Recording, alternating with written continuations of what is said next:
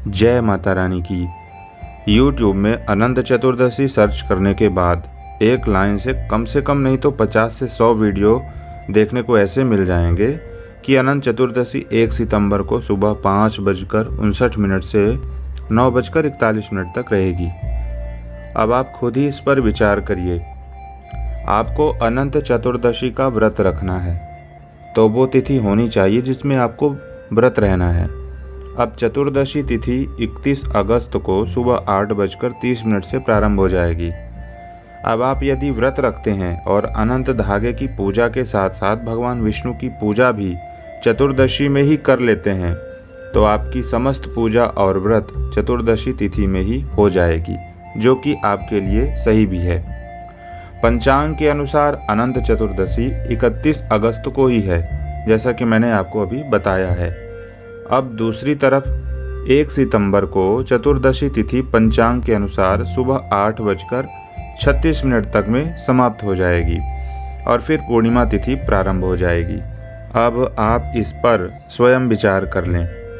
इस दिन प्रातःकाल स्नान करने के बाद व्रत का संकल्प लेना चाहिए और यथाशक्ति अनुसार भगवान श्री हरि विष्णु का अनंत रूप में पूजन करना चाहिए।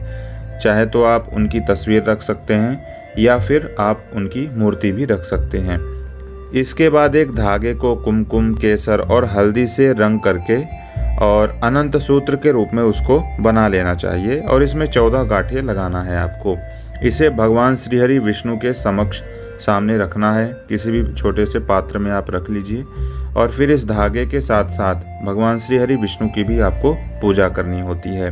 सबसे ज़्यादा महत्व इस पूजा में उस धागे का भी होता है, तो इस धागे की भी पूजा करनी है आपको और यह धागा अनंत धागा कहलाता है। और इस धागे को आप अपने हाथ में फिर बांध लेंगे पूजा करने के बाद। पूजा समाप्त हो जाने के बाद आपको उस धागे को अपने हाथ की कलाई में बांध लेना चाहिए। अब आपको बताते हैं कि अनंत चतुर्दशी व्रत की शुरुआत कैसे हुई थी। महाभारत के समय से ही अनंत चतुर्दशी की शुरुआत हुई है और यह व्रत भगवान श्री हरि विष्णु जी के निमित्त रखा जाता है।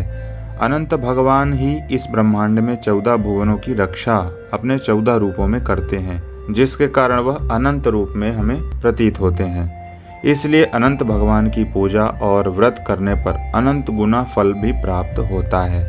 महाभारत की कथा के अनुसार जब कौरवों ने छल कपट से पांडवों को जुए में हरा दिया तो पांडवों को शर्त के अनुसार अपना राजपाट छोड़ करके और फिर वनवास को जाना पड़ा था।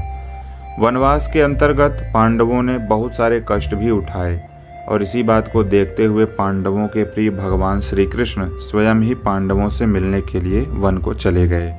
भगवान श्री कृष्ण को अपने पास आता देख पांडवों में सबसे बड़े श्री युधिष्ठिर जी ने भगवान श्री कृष्ण से हाथ जोड़ करके प्रार्थना की। कहने लगे, हे मधुसूदन, हमें इस पीड़ा से बाहर निकालो। ऐसा कोई उपाय बताओ जिससे हमारे जीवन के सारे कष्ट दुख दूर हो जाएं। युधिष्ठिर जी की बात सुनकर भगवान श्री कृष्ण कहने लगे, आप सभी भाई और पत्नी समेत भाद्रपद में शुक्ल पक्ष चतुर्दशी के दिन आपको एक व्रत रखना है और अनंत भगवान की विशेष पूजन आपको इस दिन करना है। युधिष्ठिर जी ने पूछा, ये अनंत भगवान कौन हैं? इनके बारे में हमें बताइए। भगवान कहने लगे, अनंत भगवान श्री हरि विष्णु के ही स्वरूप हैं। जब चातुर्मास रहता है तो भगवान विष्णु शेषनाग की सैया पर विराजमान होकर अनंत शयन करते हैं।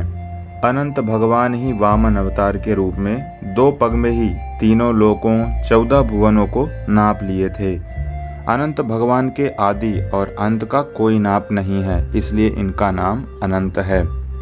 आप भी यदि अनंत भगवान का पूजन भादव शुक्ल चतुर्दशी को करेंगे तो आपके सारे दुख दर्द और कष्ट निश्चित ही दूर हो जाएंगे।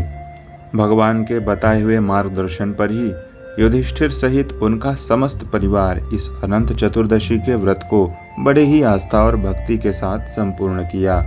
फलस्वरूप कालांतर में उन्हें पुनः हस्तिनापुर का राज्य वापस मिल गया। मित्रों, यही अनंत चतुर्दशी कथा का महात्म्य है। आशा है यह जानकारी आपको महत्वपूर्ण लगी होगी। यदि हाँ तो कृपया हमारे इस चैनल को सब्सक्राइब और हमारे इस वीडियो को भी लाइक कर दें। जय